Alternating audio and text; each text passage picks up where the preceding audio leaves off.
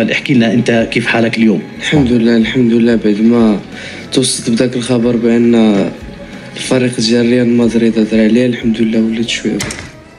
بس حتى الكل يعرف انه هيدا النادي، هيدا الشعار هو معنى الإنسانية والوفاء بين كل الفرق الأوروبية.